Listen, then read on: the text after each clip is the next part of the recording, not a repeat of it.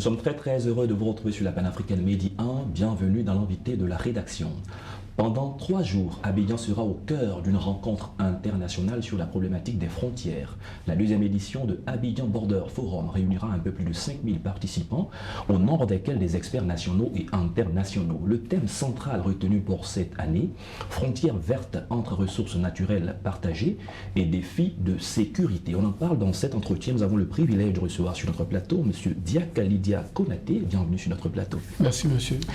Vous êtes préfet hors grade, secrétaire exécutif de la Commission nationale des frontières de la Côte d'Ivoire depuis le 29 janvier 2020. C'est bien cela? C'est bien cela. Et par la même occasion, commissaire général de Abidjan Border Forum. Qui fait d'ailleurs l'objet de cette rencontre. C'est ça. On l'a dit, c'est une biennale. Tous les 2 ans désormais, il y a un forum en Côte d'Ivoire qu'on appelle Abidjan Border Forum. Pour nos téléspectateurs, qu'est-ce que c'est Abidjan Border Forum et quels sont les objectifs de cette édition?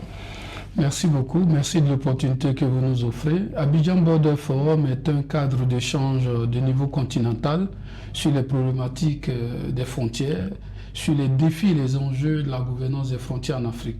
Les frontières sont au cœur de l'actualité en raison des diverses crises, notamment le terrorisme, la criminalité transfrontalière et les questions liées à l'environnement, au climat. Donc aujourd'hui, nous, en tant que Commission nationale des frontières, nous avons initié ce cadre d'échange pour permettre de façon très cohérente des réflexions, des échanges et trouver des solutions au niveau du continent sur les problèmes que nous rencontrons à nos différentes frontières. Alors, une question qui vient, pourquoi autant de difficultés, autant de conflits liés aux différentes frontières? Alors, cela, le diagnostic que nous avons opéré en Côte d'Ivoire comme sur le continent, il ressort que les questions de frontières ont été reléguées au second plan au niveau des États africains. De leur accession à l'indépendance, les États africains ont minimisé la question du règlement de conflit aux frontières et malgré le principe de l'intangibilité qui permettait aux États de conserver leurs frontières, on a noté de nombreux conflits.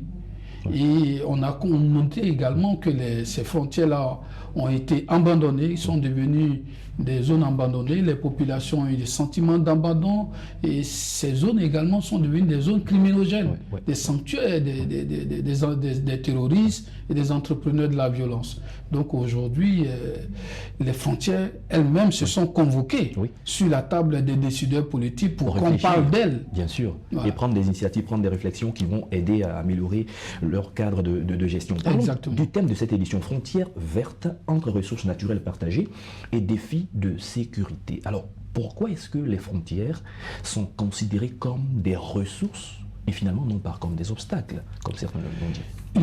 Les frontières africaines sont des frontières assez riches et ce sont des frontières qui regorgent d'énormes ressources naturelles et des ressources minières également. Et les ressources naturelles parce que le colonisateur, lorsqu'il faisait le tracé, il a pris de nombreux obstacles naturels, les cours d'eau, pour en faire la limite des territoires des uns et des autres des pays. Donc ces ressources-là aujourd'hui sont en partage avec les pays, sont en partage entre les pays. Et nous constatons également qu'il y a de nombreuses forêts classées, il y a de nombreux parcs et réserves qui sont partagés entre les différents pays.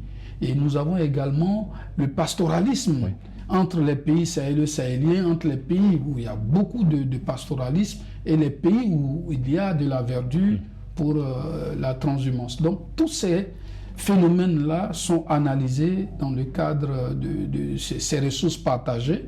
Et nous avons de nombreux cours d'eau, le fleuve Niger, la Comoé qui vient du Burkina, le fleuve Niger qui vient du Niger, qui traverse le Mali. Nous avons des eaux qui viennent du Fouta Djallon. Donc ces eaux-là sont en partage.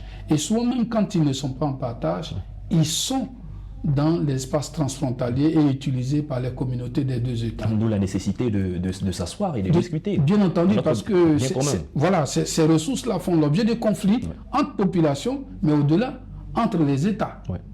Entre les États. Donc, il est important que nous créions un cadre d'échange, de dialogue, et pour que nous puissions trouver des solutions innovantes pour encadrer l'ensemble de ces phénomènes. Très bien. Avant d'en arriver à ce qui est prévu pour cette année, pour cette édition, essayons de faire un petit état des lieux au niveau des frontières. En 1964, vous l'avez dit tout à l'heure, une résolution de l'OUA avait fait l'état de l'intangibilité des frontières. En mars 2018, on parle de la ZLECAf qui a été ouverte à la signature.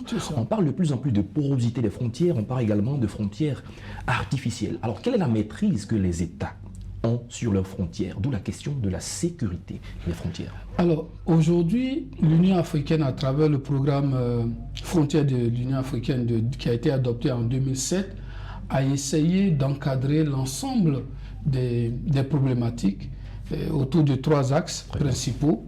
L'axe de la coopération transfrontalière, l'axe de la délimitation et la démarcation et l'axe du renforcement de capacité des acteurs.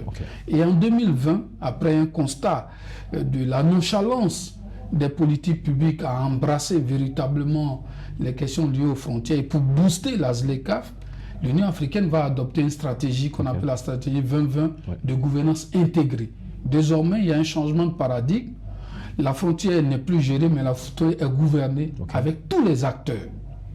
Donc, tous les éléments que vous avez cités ont des acteurs. La ZLECAf fait des acteurs, les militaires sont des acteurs, les populations sont des acteurs, les administrations qui travaillent au point d'entrée des frontières sont des acteurs. Donc, tout cela dans un environnement, dans un bassin de vie, vont s'organiser pour pouvoir amener la cohésion et la coexistence pacifique et favoriser les échanges entre les États. Alors, 3 jours durant, du 23 au 25 octobre, vous convoquez toute l'Afrique et même au-delà de l'Afrique, ici à Abidjan, pour discuter de questions importantes. Qu'est-ce qui est prévu à cette deuxième édition? Alors, à cette deuxième édition, nous avons de nombreuses tables rondes. Nous avons des panels qui sont organisés de haut niveau également. Nous avons des tables rondes. Nous avons à l'affiche une conférence inaugurale qui doit être en principe animée par le président de la Commission de l'Union africaine, son excellent Faki Mahamat. Donc, sur le thème central.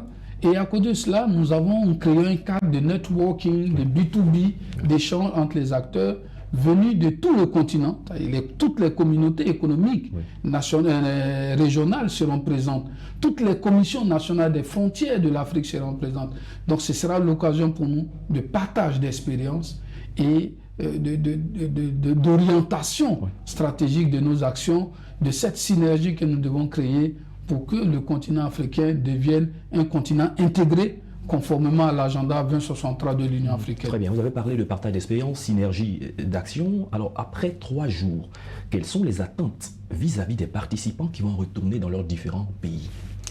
Alors en termes d'attente, nous pensons qu'au sorti de Abidjan Border Forum 2, nous devons prendre davantage à bras le corps la question des ressources naturelles que nous avons en partage entre les États pour éviter que ces ressources soient source de conflits, pour éviter que ces ressources-là soient des sources d'approvisionnement des entrepreneurs de la violence, des terroristes. Donc des idées dans ce sens-là seront suffisamment diffusées pour que vraiment la question des ressources soit bien maîtrisée et que la question du climat, de l'environnement également, l'éducation populaire des femmes, des hommes, de tous ceux qui vivent dans ces zones frontalières-là puisse être assurée à travers les recommandations que nous allons faire à l'occasion de ABF 2. Alors, qui est attendu à ce forum? On a parlé d'experts, il y aura probablement des universitaires, mais souvent, on oublie les populations qui sont les plus concernées. Elles ne sont pas oubliées, elles ne sont pas oubliées. Les communautés économiques régionales seront là, mais bien entendu, les animateurs des collectivités territoriales frontalières seront là. Les collectivités transfrontalières également, comme Escabo, Sikasso Bobo, Korogo, la Volta, la communauté de la Volta. D'autres communautés issues du continent africain seront là. Les opérateurs économiques qui travaillent dans les zones frontalières seront là. Et nous aurons également tous ceux qui apportent des innovations dans la vie des populations qui seront là. Donc on a les organisations agricoles, professionnelles, les transporteurs inter-États qui utilisent régulièrement la frontière qui seront là. Donc c'est un cadre multi-acteurs, multi-niveaux et qui embrasse tout le continent. Très bien. En moins de 10 secondes, on est à la fin de l'émission. Est-ce qu'un tel forum va impulser le développement économique du continent? Bien entendu, c'est l'objectif visé par Abidjan Border Forum. C'est un cadre que nous créons pour booster l'agenda 2063 de l'Union africaine, pour booster l'économie, pour booster le développement socio-économique des espaces frontaliers en Afrique. Très bien, nous sommes déjà à la fin de cette émission. Monsieur Diakali Konaté, merci d'avoir pris part à cette émission, d'avoir partagé votre riche expérience avec nos téléspectateurs. Nous rappelons que vous êtes secrétaire exécutif de la Commission nationale des frontières de la Côte d'Ivoire et commissaire général Africa Abidjan Border Forum édition 2. Merci d'être passé sur notre plateau. Je vous remercie. C'est la fin de cette émission. Merci à tous de l'avoir suivi. Bonne suite de nos programmes sur Medi 1.